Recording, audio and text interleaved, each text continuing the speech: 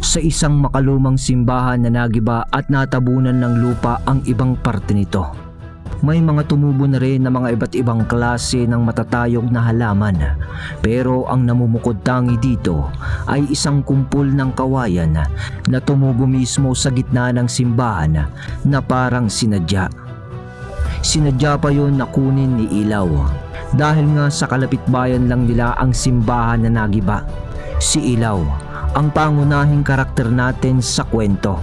Si Ilaw ay kabilang sa pamilyang apelyidong Ruiz sa kanilang lugar.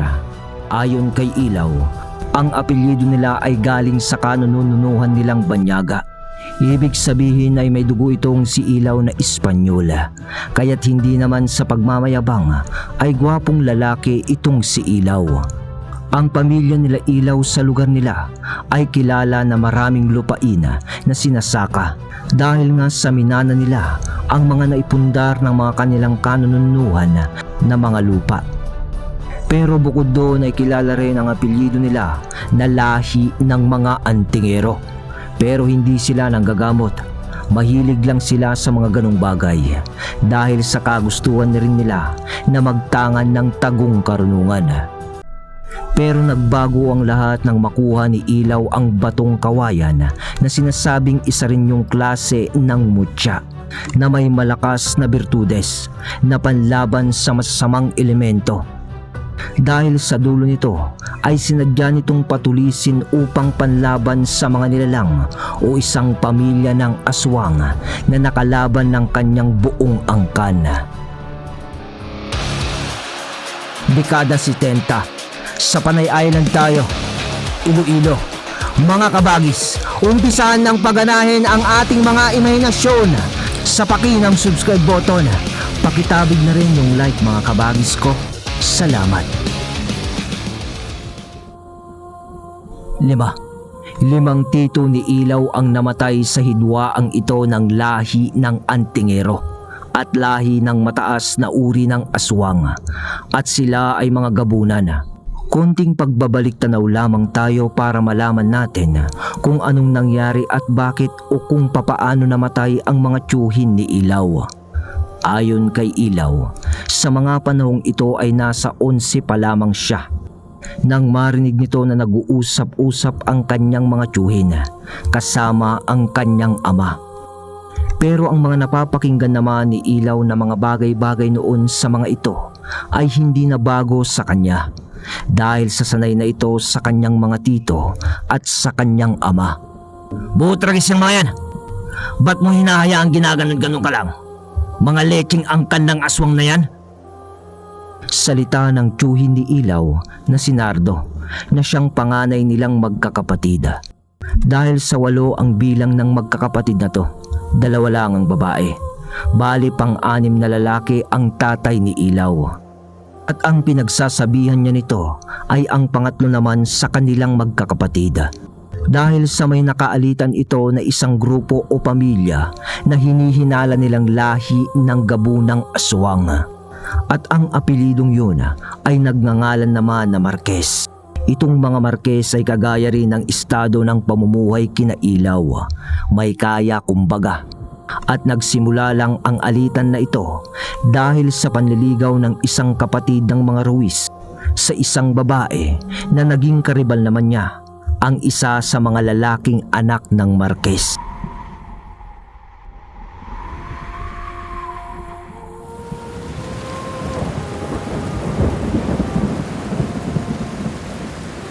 Nagdaan ang mga taon sa hidwaang iyon ng 2 pamilya. At ang unang namatay sa mga Ruiz ay ang pangatlong lalaki. Ayon naman sa kwento ng tatay ni Ilaw na tinambangan sa bukid ang tiyuhin niyang yun ng gabi. At doon na ito pinatay ng karumal-dumal ng pamilya Marquez. Nagpupuyos noon ang panganay ng mga Ruiz, tiyuhin ni Ilaw. At sinabing, "Walang dimandaan!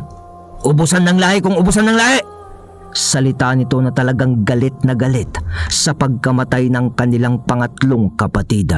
Lalong umigting noon ang hidwaan sa 2 pamilya na to. May napatay din ang pamilya Ruiz noon na 3 sa mga Marquez. Yun nga lang, mas marami ang bilang ng mga ito. 100 ang angkan nito na kinabibilangan ng mga lalaki. Iba pa doon yung mga babae. Kaya't dumating na lang ang araw na pati ang ama ni Ilaw ay namatay na rin sa hidwaang iyon. Sunod ang panganay nila. At ang masaklap sa mga pangyayari, bago pa man mailibing noon ang panganay na tiyuhin noon ni Ilaw, ay kinailangan niya na ring umalis sa kanilang bayan dahil ang usap-usapan noon sa kanilang baryo na hindi raw titigil ang angkan ng mga Marquez hanggat may natitirang lalaki sa apelyidong Ruiz sa bayan nila. Ibig sabihin, gusto na nilang putulin ang ugat o ang magiging ugat pa ng pamilya nila Ilaw. Puputulin na ang bloodline nila Ilaw, kumbaga. Kaya't walang nagawa na nun si Ilaw kundi ang tumakbo para sa kanyang buhay. Tangan-tangan ang mga gamit niya at ilan sa karunungan sa pagiging antingero ng kanyang mga tiyuhin na nawala na nga, pati ang kanyang ama. Dala na rin ni Ilaw noon ang baston na kawayan na naging bato. Kasama nitong umalis ang kanyang ina. Wala nang sasakit pa noon ang nangyari kay Ilaw dahil ang mga natitirang tiyahin niya noon ay iniwan niya sa kanilang baryo na walang kasiguraduhan kung sila ay hindi papatulan ng mga Ruiz. Dahil ang sabi sa kanya ng mga ito na tumakas na sila ng kanyang ina dahil siya na lang ang natitirang magpapatuloy ng apelyidong Ruiz. Dahil kahit bahawak na ni Ilaw ang baston na kawayan na naging bato, sa karanasan ay birhin pa si Ilaw sa pakikipaglaban. At kahit pa may kaunting karunungan na ito dati, ay hindi niya kakayanin na harapin ang pamilya ng mga aswang. Kaya naman kahit labag sa kanyang kalooban ang pag-alis sa kanilang bayan, ay pikit mata na lamang nitong inatim ang pait ng pagkakataon. Babalik ako. Babalik ako. Salita niya noon bago siya tuluyang umalis sa kanilang bayan.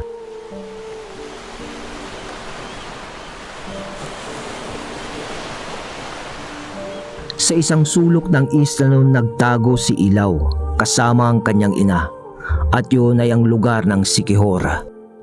Dahil doon ay may ibang kamag-anak naman ang kanyang ina na sa sata ng buhay ni Ilaw ay hindi pa niya nakikita dahil sa Iloilo nga siya lumaki. Noong una ay naging matiwasay naman ang pamumuhay doon ni Ilaw. Dahil sa sagana naman sila sa makakain dahil sa malaking salapi na dala ng kanyang ina na napagbentahan nila sa lupain na parte ng kanyang ama sa pamilya Ruiz. Ngunit sa pagdaan ng panahon dahil nga sa nauubos din ang salapi, nung kinukulang na sila ng pangtustos sa kanilang pamumuhay doon sa Siquijor, ay doon na niya nakita ang tunay na pag-uugali ng mga kamag-anak ng kanyang ina doon.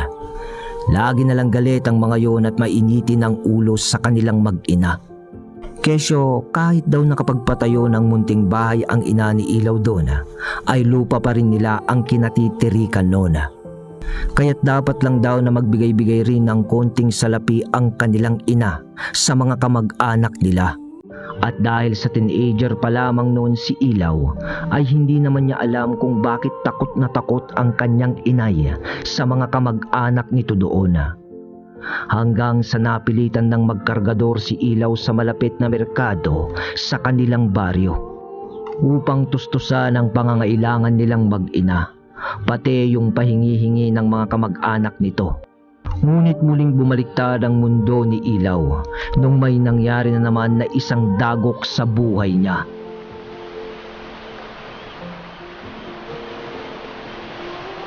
Nang isang araw, pag-uwi niya sa kanilang bahay, nadatnan na lamang niya ang kanyang ina na nakahandusay sa sahig sa loob ng kanilang bahay at wala na itong buhay.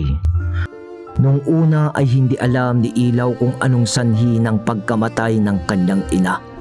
May nagsasabi na inatake daw ito sa puso. Pero ang tumatak sa isipan noon ni Ilaw ay yung narinig niyang namatay daw ang nanay niya dahil sa pambabarang. Inay! Inay! Bakit mo ako iniwan, inay? Iyak ni Ilaw sa pagkamatay ng kanyang ina. Pero datapwat na ganoon ay wala namang mapatunayan si Ilaw sa kwentong agam-agam ng mga taong nakapalibot sa kanya.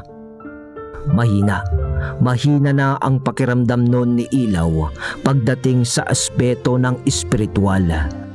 Natulog na kasi ang mutya noon ni Ilaw at hindi na rin ito ginagawa ang mga panata o pagpupuder sa pamamagitan ng pagdarasal ng alas 6 ng umaga at alas 6 ng hapon. Gawa ng abala na ito sa pagtatrabaho. Sa kaabalahan niya nga ay madalang na rin itong umuwi sa kanilang bahay mula nung namatay na ang kanyang ina. Wala naman na kasi siyang uuwian doon. Kaya't dun sa mismong maliit na pwesto na bagsakan ng gulay sa merkado natutulog itong si Ilaw. Wala na sa isip noon ni Ilaw ang mga bagay-bagay tungkol sa mga karunungan na tinatangan niya at turo sa kanya ng kanyang mga tito. At parang napukaw na rin ang apoy sa kanyang damdamin sa paghihigante sa pamilya ng mga Marquez. Dahil sa pagdaan ng panahon ay tanging ang pagraos na lamang sa pang-araw-araw na pamumuhay ang nasa isip ni Ilaw. Kinain na siya ng sistema. Nagising na lang si Ilaw sa batingaw ng kampana.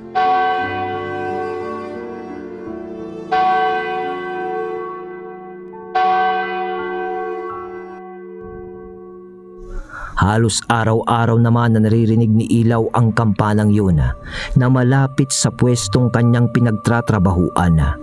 Ngunit yung araw lang na yun ang kakaiba sa kanya. Sa di niya malamang dahilan ay naisip na lang nitong magsimba dahil taon na ang bibilangin na hindi siya nakakapasok sa simbahan. Maagang misa ang dinaluhan ni Ilaw. Nagpaalam na lang ito sa kanyang amo na babalik din agad ito pagkatapos nung magsimba. Pinayagan naman siya nito.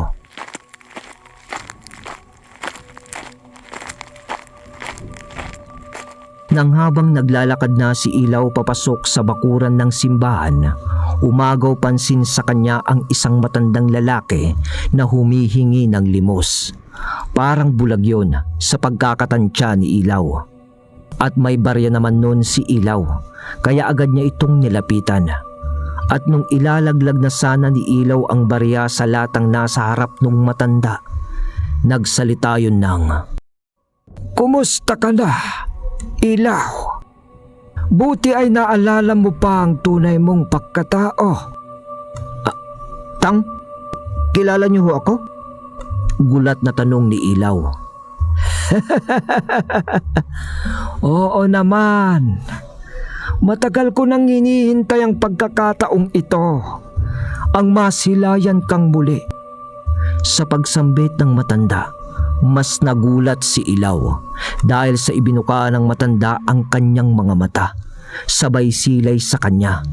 Pero nanayo ang buhok sa mga braso nun ni Ilaw dahil sa purong puti yung mata ng matanda.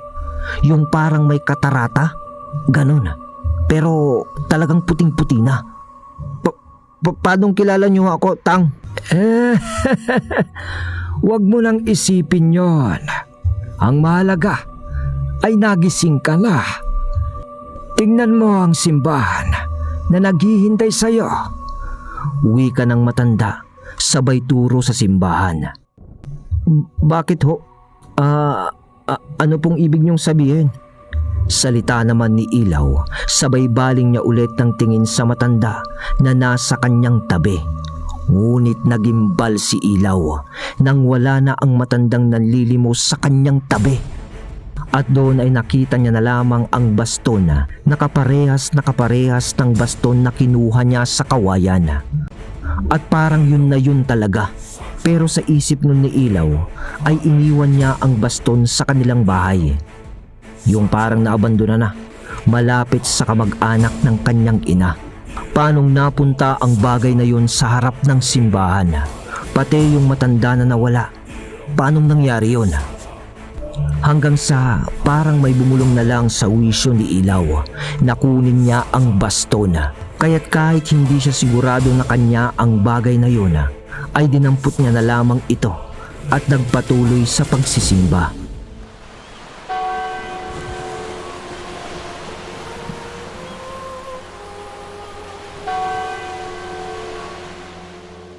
Dumaan pa ang mga buwan na naging parte na ng pang-araw-araw na pamumuhay ni Ilaw ang pagsisimba, hanggang sa nararamdaman na niya ang paggising ng kanyang hawak na baston.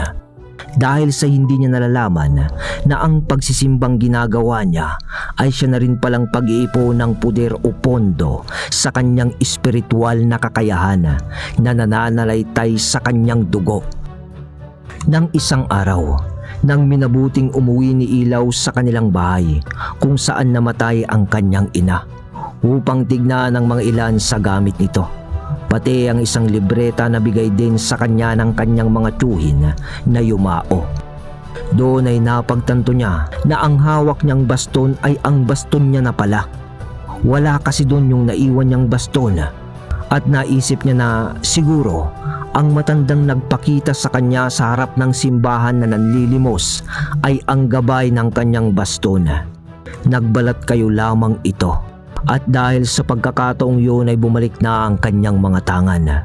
Doon niya napagtanto na ang tito niya pala sa Siquijor na siyang kinakatakutan ng kanyang ina nung nabubuhay pa ito ay isang mangkukulam.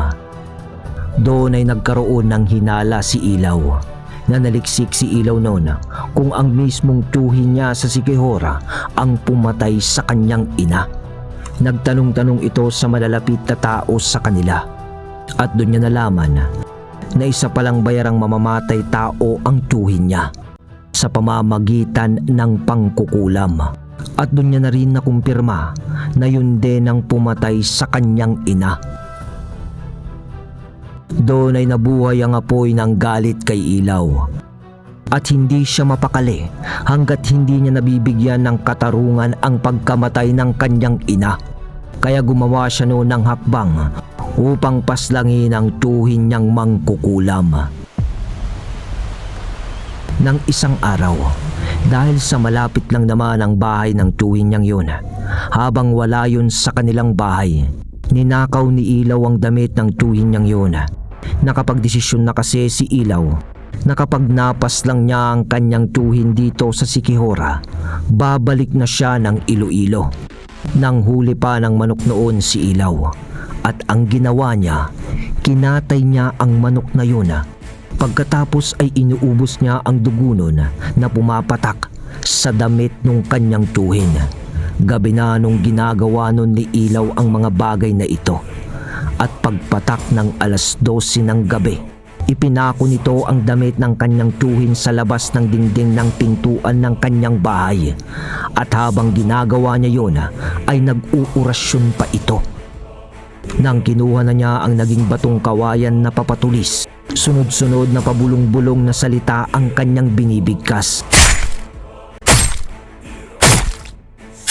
At pinagsasaksak niya ang damit ng kanyang tiyuhin gamit ang kawayan. At doon ay narinig niya ang pagtunog ng kakaibang nilalang.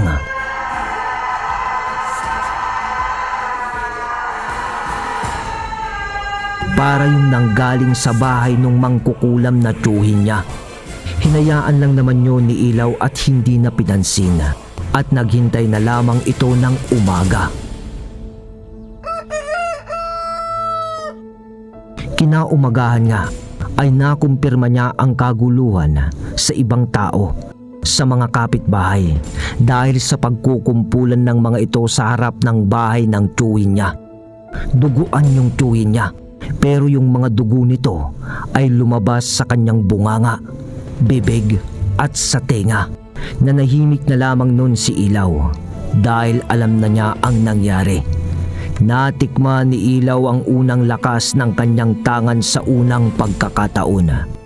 Nang kitlin nito ang buhay ng tiyuhin din niya sa mother side. Wala namang pinagsisisihan noon si Ilaw sa kanyang ginawa, dahil sa Biblia, sa isang berso ng Exodus, nakasaad doon na patayin ninyo ang mga mangkukulam, at nasa tamang edad na dito si Ilaw. Nang mga panahong to, Kaya naman sa ipon niyang pera sa pagkakargadora, gaya ng kanyang plano, ay babalikan na niya ang minsan na bumuwag sa kanyang pamilya, ang pamilya ng mga Marquez.